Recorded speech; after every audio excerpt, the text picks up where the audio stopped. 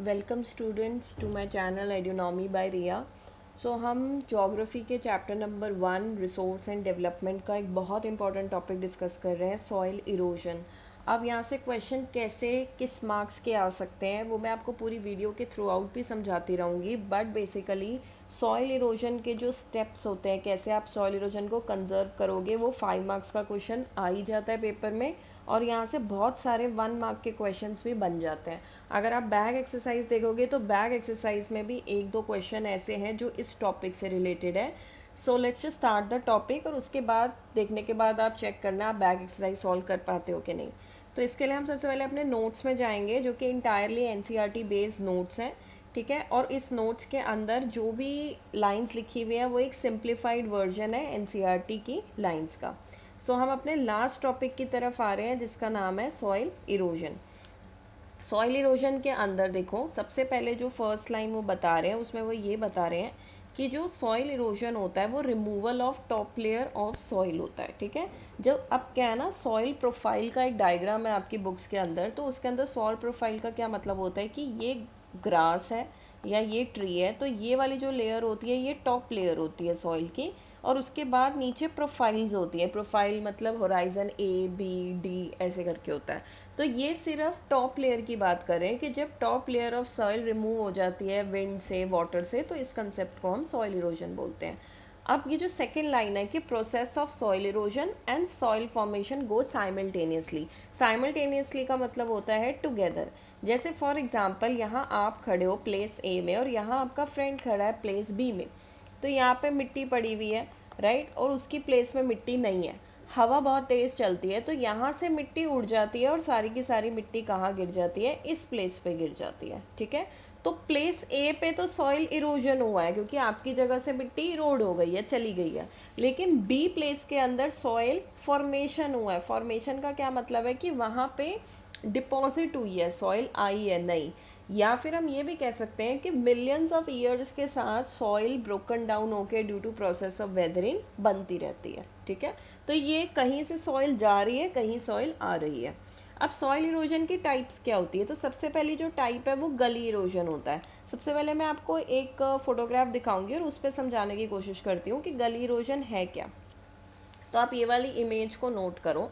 इसमें क्या हो रहा है कि पानी का चैनल, पानी एक नेचुरल एजेंट है, विंड और वाटर, तो वाटर की वजह से जो मिट्टी है उसके बीच में एक छोटी सी गली टाइप स्मॉल नैरो चैनल बन चुका है, जिसकी वजह से मिट्टी वहाँ से सारी की सारी इरोड हो चुकी है। तो ऐसी फॉर्मेशन को हम बोलते हैं गली इरोजन की। यहाँ से मिट्टी इरोड हुई है और in the form of narrow channel, plus इसका एजेंट कौन था, वाटर था, रनिंग वाटर था, ठीक है। अब एनसीईआरटी की लाइंस चेक करोगे तो उसमें भी यही बात लिखी हुई है कि रनिंग वाटर कौन सी सॉइल को कट करता है, क्लेई सॉइल को कट करता है, ठीक है। तो अब आ गया ना 1 मार्क का क्वेश्चन कि गली इरोजन कौन सी सॉइल में फाउंड होगी, क्लेई इरोजन में होगी। और बहुत ही डीप चैनल बना लेता है, डीप एक रास्ता बना देता है। और इसकी वजह से क्या होता है, ये जो लैंड है अब यहाँ पे कल्टीवेशन नहीं हो सकती है, तो इस लैंड को हम क्या बोलेंगे, बैड लैंड बोलेंगे, ठीक है। ये बात भी आपको ध्यान रखनी है क्योंकि ऐसे क्वेश्चन भी हमने पेपर्स में, कई स्कूल के पेपर में नोट करा है कि व्हाट इज बैड लैंड, ठीक है। तो the land which is unfit जहाँ पे आप कल्टीवेशन नहीं कर सकते, दैट इज़ बैड लैंड। और स्पेशली चंबल बेसन। अब चंबल बेसन का क्या मतलब है, अगर हम थोड़ा रफ सा यहाँ पे इंडिया का मैप बनाएं तो ये यमुना रिवर है यहाँ से, और यहाँ यमुना की ट्रिब्यूटरी चंबल है, ठीक है। तो चंबल बेसन मतलब जहाँ जहाँ चंबल एरिया का पानी जाता है उस एरिया में जनरली आपको गली इरोजन मिलेगा। और उस एरिया में हम इस गली इरोजन को क्या बोलेंगे, हम बोलेंगे रेवाइंस। तो अगेन यहाँ से 1 मार्क का क्वेश्चन आएगा तुम्हें कि व्हाट आर रेवाइंस, तो तुम बोलोगे कि सेम डेफिनेशन पूरी चलेगी यहाँ पे कि रनिंग वाटर की वजह से बहुत लैंड जो होता है वो अनफिट फॉर कल्टीवेशन हो जाता है, और स्पेसिफिकली चंबल एरिया में ऐसे बैड लैंड को हम रेवाइंस बोलते हैं। तो एक तो ये अपनी ट्यूशन नोटबुक के अंदर 1 मार्क की कैटेगरी में ज़रूर नोट करना, ठीक है। यार बेटा क्या कर सकते हो ना, इतनी सारी वीडियोस आ रहे हैं, इतने सारे क्वेश्चंस आ रहे हैं बार बार 1 मार्क पढ़ाते हुए, तो अपनी ट्यूशन की नोटबुक लेकर बैठो और वहाँ पे एक पेज बना लो 1 मार्क ज्योग्राफी, 1 मार्क हिस्ट्री। तो जब आप ज्योग्राफी से रिलेटेड टॉपिक्स कर रहे हो तो वहाँ जो जो 1 मार्क के क्वेश्चन आ रहे हैं आप क्वेश्चन प्लस आंसर लिखते रहो ताकि आप बाद में प्रैक्टिस कर सको। अब नेक्स्ट कैटेगरी ऑफ इरोजन, एक गली था, दूसरा इरोजन कौन सा कहलाएगा, शीट इरोजन कहलाएगा। तो शीट इरोजन क्या कह रहा है, वो कह रहा है कि वाटर, इसका भी एजेंट वाटर है, वाटर पूरी की पूरी एक बड़ी सी शीट की तरह लार्ज एरिया के ऊपर फ्लो कर जाता है, ठीक है। तो अब देखो यहाँ पे फोटोग्राफ से समझते हैं कि उनका कहने का क्या मतलब है। फोटोग्राफ आप गली के बाद नोट करोगे शीट इरोजन की, तो सबसे पहले तो आप ये नोट करोगे कि ये बहुत ही लार्ज एरिया है, ठीक है। प्लस दूसरी बात आप ये नोट करोगे ये थोड़ा डाउन द स्लोप एरिया है, ठीक है, फ्लैट एरिया नहीं है, इसका स्लोपिंग नेचर है, डाउनवर्ड स्लोपिंग नेचर है। पानी की वजह से ये आप देख रहे हो हल्की हल्की वाटर ड्रॉपलेट्स, रेन आ रहा है, ठीक है, उसकी वजह से जो सॉइल है आपका वो लगातार इरोड कर रहा है, निकल रहा है, वॉश ऑफ हो रहा है। तो ऐसे को हम क्या बोलेंगे, शीट इरोजन बोलेंगे। तो ये 2 टाइप्स हैं इसके। नेक्स्ट अब क्या लिखा है एनसीईआरटी के अंदर, उन्होंने बोला क्या रीज़न हो सकते हैं कि भाई रीज़न क्या है कि मिट्टी बार बार बह रही है या फिर अपनी जगह से जा रही है।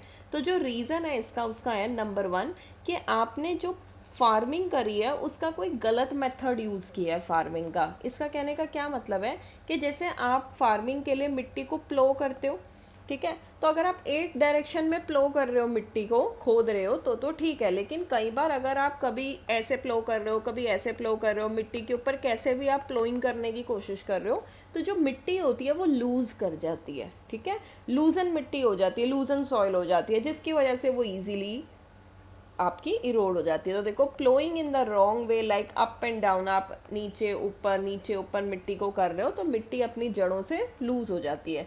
सेकेंड रीज़न क्या है, डिफॉरेस्टेशन। सेम नॉर्मली क्या होता है, पेड़ जो होता है वो अपनी रूट से सॉइल को बाइंड करके रखता है, पर जिस एरिया के अंदर अब पेड़ ही नहीं होगा तो सॉइल बाइंडिंग वहाँ होगी नहीं, सॉइल लूज होगी तो वो बहुत ईजिली वॉश ऑफ हो जाएगी, राइट।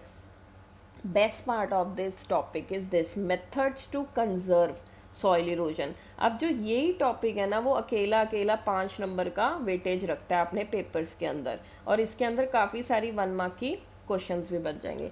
कैसे आप इस सॉइल को अब बचाओगे, ठीक है। पहला तरीका क्या बोल रहे हैं भाई, एफॉरेस्टेशन, पेड़ लगाओ, जितने पेड़ लगाओगे रूट्स बाइंड करेगी सॉइल को तो सॉइल कहीं नहीं जाएगी।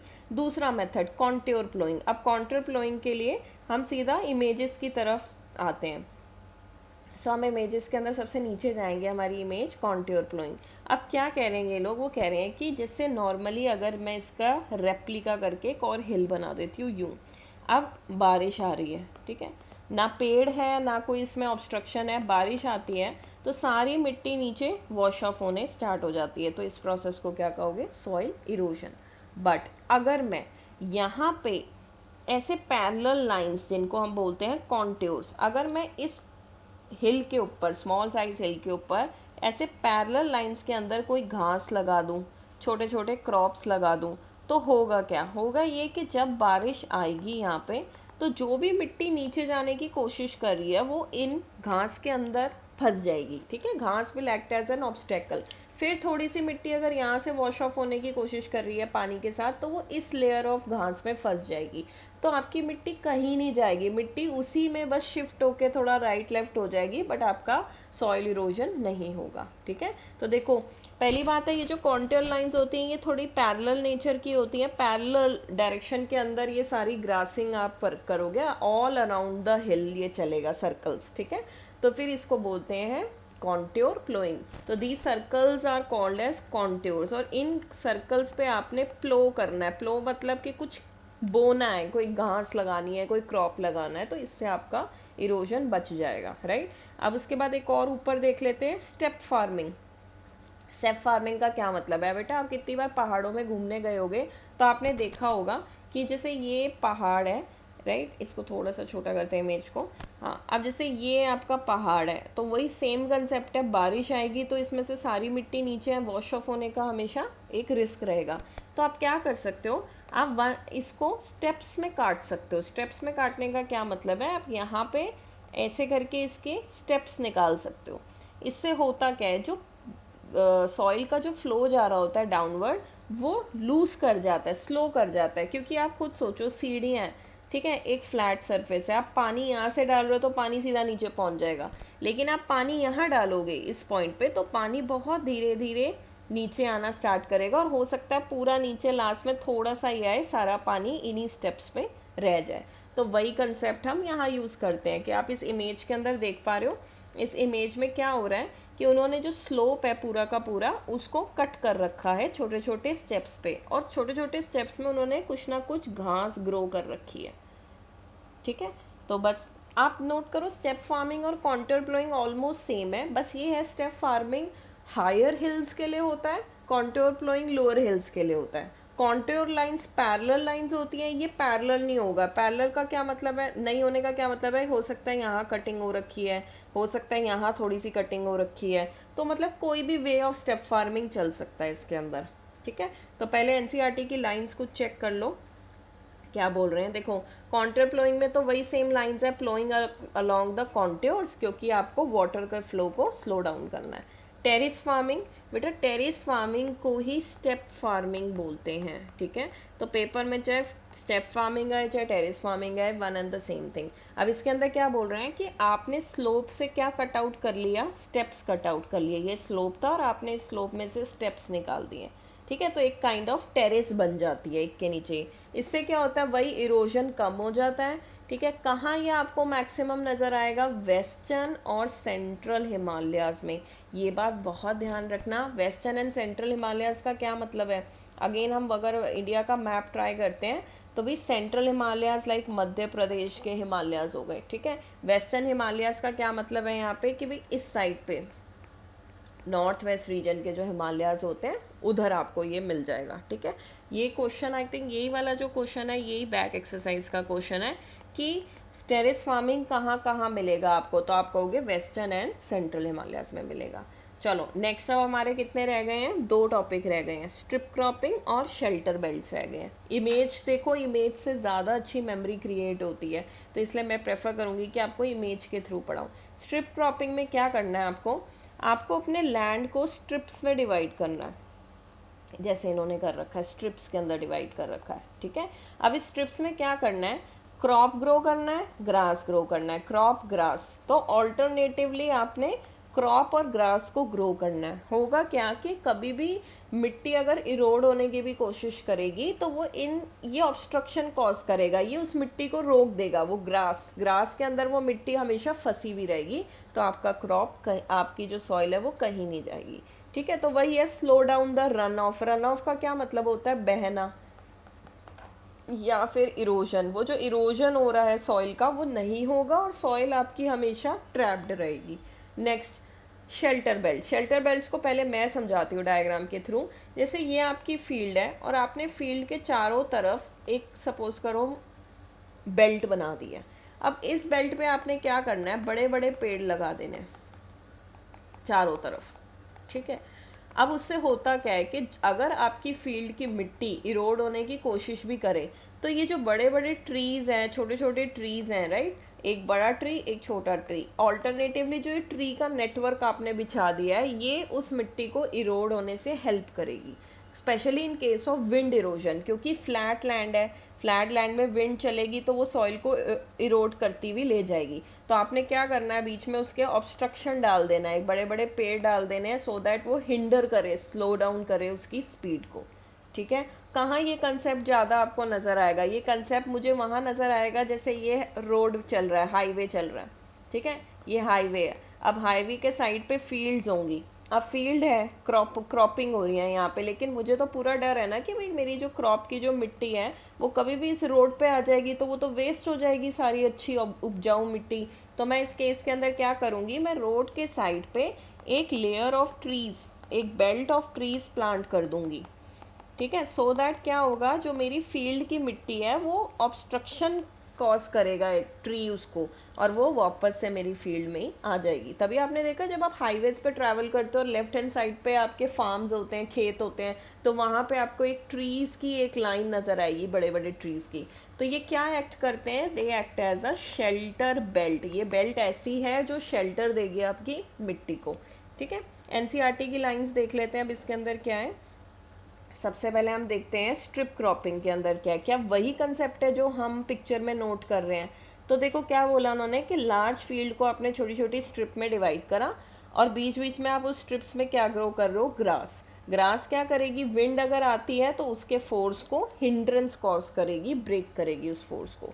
Shelter belt, planting lines, lines याद है, चारों कोनों में आपने एक बेल्ट बना दिया है, किस लिए? ताकि आप शेल्टर दे रहे हो, किस बात के लिए? विंड के फ्लो को कम करने के लिए। अब इसमें एक लाइन लिखी हुई है that it helps in the stabilisation of sand dunes specially in western India. तो मतलब क्वेश्चन बन सकता है ना कि western India is like desert area, तो डेजर्ट एरिया, राजस्थान एरिया में कौन सा कंसेप्ट ज़्यादा यूज़ होता है? तो वही शेल्टर बेल्ट यूज़ होता है। स्टेबलाइजेशन ऑफ सैंड ड्यून का क्या मतलब है? ये सैंड के ड्यून्स हैं, छोटे छोटे पहाड़ हैं मिट्टी के, तो ये तो कभी भी इजीली उड़ सकते हैं। तो इसलिए हम क्या कर सकते हैं कि अगर हम चाहते हैं एरिया ए से एरिया बी में ये ना आए, तो हम इस एरिया ए और बी के बीच में एक शेल्टर बेल्ट बनाने की कोशिश करेंगे, ताकि ये सैंड ड्यून्स इससे टकरा के वापस इसी फील्ड में गिरे रहें, तो स्टेबलाइजेशन होगा। ठीक है। अब एक क्वेश्चन जो कि मैंने एक पेपर में देखा था, क्वेश्चन तो इसी से रिलेटेड टॉपिक से आया था, बट वो ट्रिकी कैसे हो गया क्योंकि बच्चों उसको उस टाइम पे समझ नहीं पाए क्वेश्चन का। तो ऐसा एक काम करो, एक क्वेश्चन अपने नोटबुक के अंदर लिखो, इम्पॉर्टेंट कर दो, वो 3 मार्क का क्वेश्चन है। अगर वो आपसे पूछ ले कि right steps of conserving soil, ठीक है, 2 पार्ट में इसको पूछ सकते हैं। ए पार्ट हिली एरियाज, ठीक है, बी पार्ट नॉर्दर्न प्लेन्स। कि अब आपको सारा सिखा दिया, अब आप अपना दिमाग लगाओ कि आप कौन सा एरिया यूज़ करोगे, कौन सी एरिया में क्या स्ट्रेटेजी यूज़ कर सकते हो। तो देखो हिली एरिया के अंदर आप क्या क्या यूज़ कर सकते हो, आंसर के अंदर आपने पढ़ा है कॉन्ट्योर प्लोइंग, वो हिल्स पे ही हो सकती है, फ्लैट लैंड पे नहीं होगा क्योंकि स्लोप थोड़ा डाउनवर्ड चाहिए। टेरेस फार्मिंग, ये आप हिली एरिया में कर सकते हो। ठीक है। नॉर्दर्न प्लेन, नॉर्दर्न प्लेन का क्या मतलब है? Plain area. तो प्लेन एरिया में क्या हो सकता है? शेल्टर बेल्ट हो सकता है, तो ये वाला आंसर यहाँ आएगा। स्ट्रिप क्रॉपिंग हो सकता है। ठीक है, तो ये डिवीजन है, हिली एरिया में क्या कर सकते हो, नॉर्दर्न प्लेन में क्या कर सकते हो। मेरे हिसाब से बैग एक्सरसाइज में भी ऐसा कोई क्वेश्चन है रिलेटेड। लेकिन अब आप कहोगे कि मैम क्वेश्चन तो 3 मार्क का है, बट ये तो 2 ही पॉइंट है, तो तीसरा क्या लिखेंगे? अब जो तीसरा पॉइंट है वो आपका हेल्पिंग पॉइंट है, और वो पॉइंट है एफॉरेस्टेशन। तो वो हिली एरिया में भी एफॉरेस्टेशन लिख सकते हो क्योंकि पेड़ तो वहाँ लगाने से भी सॉइल बचेगी। नॉर्दर्न प्लेन एरिया में भी एफॉरेस्टेशन दे सकते हो, मतलब हर जगह एफॉरेस्टेशन तो काम आएगा ही आएगा। तो अब आपके 3 पॉइंट हो गए ना इस आंसर के अंदर। ठीक है, तो ऐसा क्वेश्चन भी वो आपको दे सकते हैं पेपर के अंदर।